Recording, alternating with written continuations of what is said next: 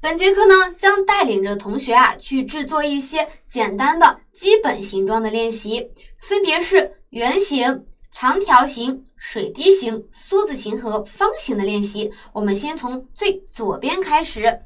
首先拿出我们的粘土，在制作之前先去调整一下粘土的土质。具体的操作方法呢，我就不多说了通过反复揉搓就可以了。调整的差不多了不是特别粘手了，土质调整的也均匀了，然后我们可以放在手心的部分，用力挤压，将里面的气泡给它挤压出来。整个粘土都调整好了之后呢，我们取出适量的粘土放在掌心的部分，用力揉搓。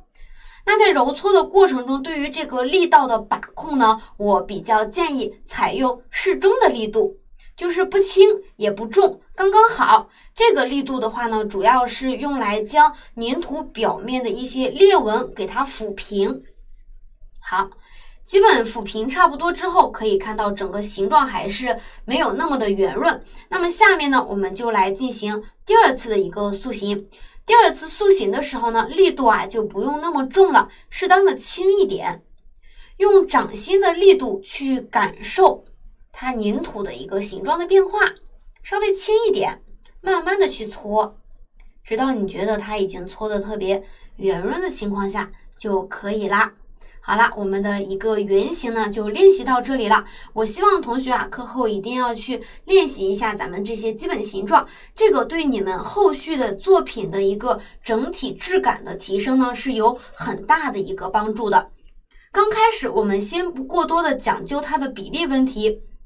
首先，你作品在干净工整度这块呢，如果做的特别好的话呢，它给人的直观感受是非常舒服的。其次，人们才会看到你的整体作品的一个比例问题。所以说基础形状很重要。好了，下面呢，我们来制作这个长条的形状它也是先从圆形开始塑造的。所以说圆形很重要嘛，很多形状都是由它演变而来的，对不对？好啦。这个的话呢，我们不用搓的特别圆，搓到表面没有裂纹的情况下就可以了。然后拿出我们的工具亚克力板，亚克力板呢在搓的时候，整个角度是与我们整个桌面是平行的。好，然后呢前后去揉搓它。在揉搓的过程中呢，一定要保证整个亚克力板与桌面保持平行。如果稍微有一点点的变形变化的话呢，它会导致我们整个粘土长条的粗细程度不是特别的一致。好啦，那我们的这个长条就已经制作完成了，放在旁边。我们下面来制作水滴形。一般像长条我们都会用来制作小萌物的腿、脖子等一些地方，等一下可以给大家做一个案例展示。好啦，还是先从圆形开始。好，基本差不多揉圆了，然后我们下面还是拿出我们的亚克力板，那它的话就不用放平了，我们适当的倾斜一定的角度，那角度不同，我们搓出来的水滴形的长度、胖瘦也都是不一样的。首先我们可以从比较大的一个角度开始搓起它与整个桌面之间的角度是比较大的。好，搓完之后呢，它是这种形状，对不对？前面不是特别尖，把板子桌布的把板子呢放在它的这个尖尖的这个地方，自己去一点一点的去把它搓尖就可以啦。那目前我们得到的这个形状呢是接近于这个的，是又短又胖的这种。那如果你想让它变得更加修长的话，可以把板子的角度往下放，一点一点的往下放。它与桌面之间的一个角度越小，它搓出来的这个水滴形的长度就会越长，会整体偏瘦一些些。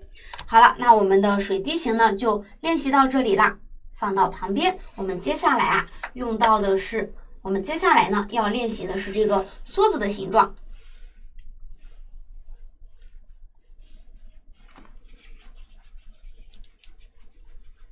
好了，还是将它揉圆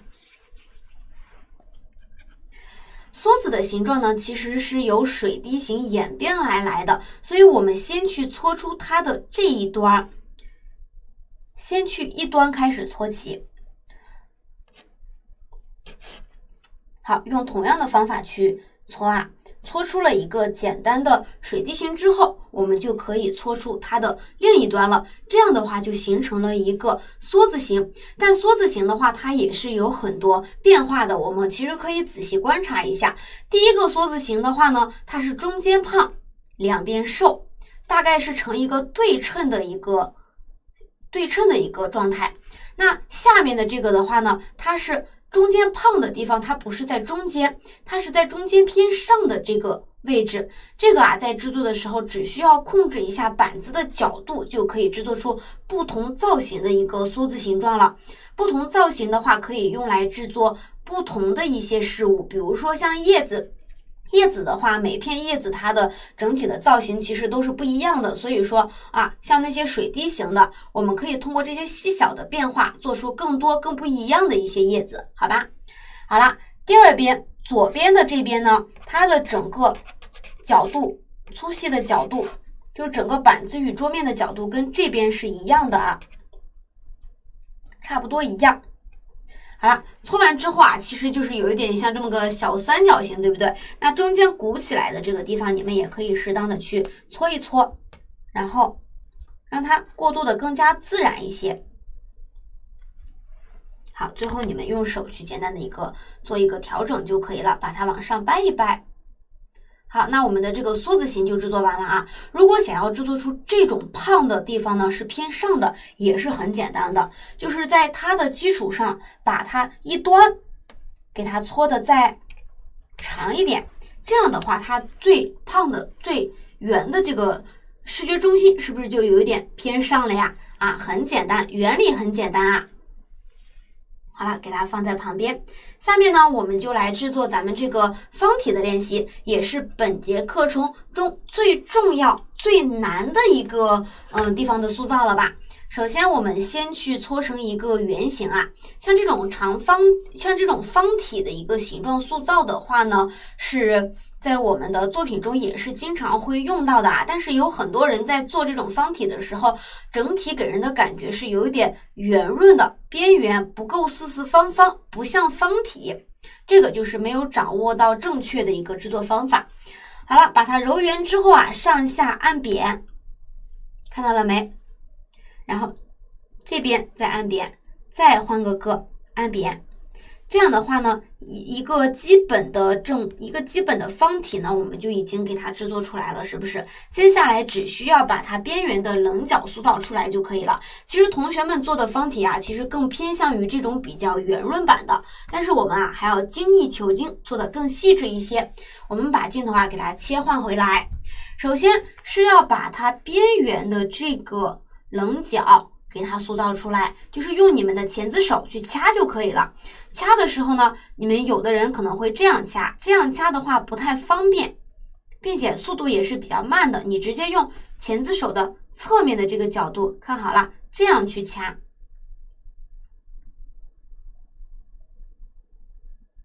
好，一点一点的去把它的整个方体边缘的棱角给它塑造出来。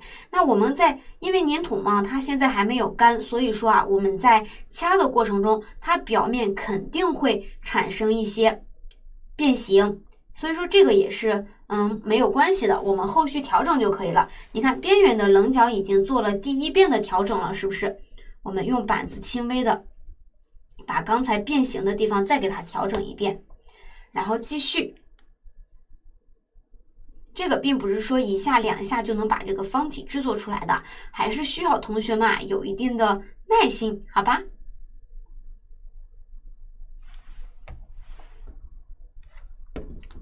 诶，怎么跑到一边去了？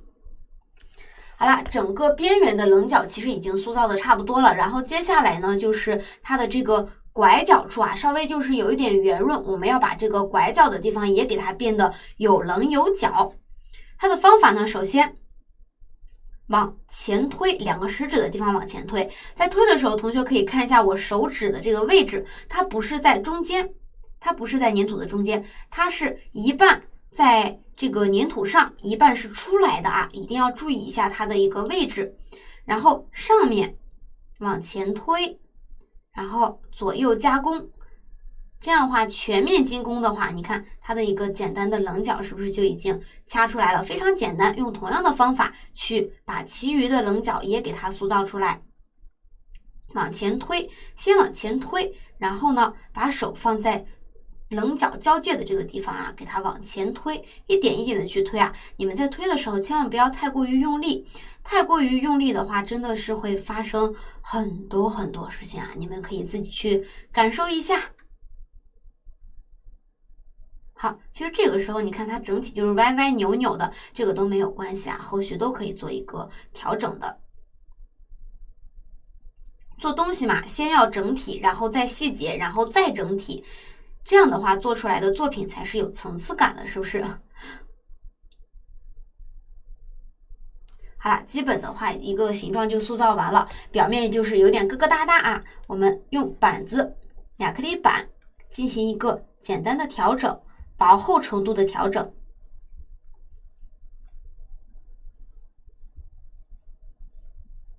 好，调整完之后，如果你想让自己的方体看起来更加的方啊，你可以再去不断的反复的去调整，让它的这个尖尖啊看起来更尖一些啊。调整完了之后呢，还是要用亚克力板呢，不断的去给它调整它表面一些变形了的地方啊。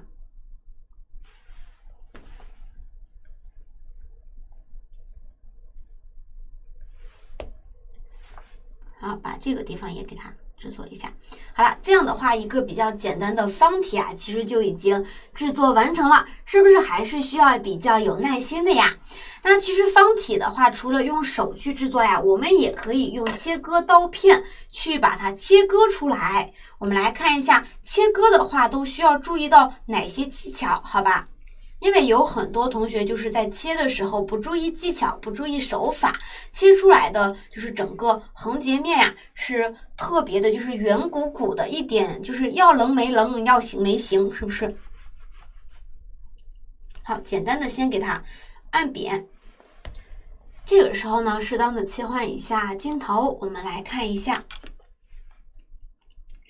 拿出我们的这个刀片啊，放在上面。很多同学呢切的时候是这样切的，直接用力一切，这样的话，因为刚开始受力过猛，导致一部分粘土它就隐隐滑下去了。这种情况的话，你看这块它就棱角就不是这块的棱角就不是特别的明显了，对不对？所以说啊，大家来看一下正确的一个切割方法。先简单的放上去，不要让这块的力度受力太大，轻轻的。左右轻轻的晃动啊，不用很猛的晃动，轻轻的晃动就可以了。一定要辅助另一边的粘土，防止它翘起来。到后面的话，其实你们的力度就可以加大了啊。好了，这样的话，它切出来的整个横截面啊是非常的干净利落的，整个棱角的塑造也是非常不错的。我们用同样的切割方法去把它四周都给它制作出来。像这种棱角的塑造啊，其实在咱们的作品中的应用还是比较广泛的，像什么礼物盒，或者是像一些建筑，以及一些机器等，都是会需要用到这些棱角的塑造的。你棱角塑造不好的话呢，它整体的一个质感啊，表现的就不是特别好了。所以大家一定要把基本形状给它练好了。好，到后面你们就可以加大力度啦，后面就没有关系了。好了，然后我们的这个四四方方的一个方体就已经切割完成了。像有的同学如果粘土特别粘的话，你的用力就需要比我还要再轻一点点啦。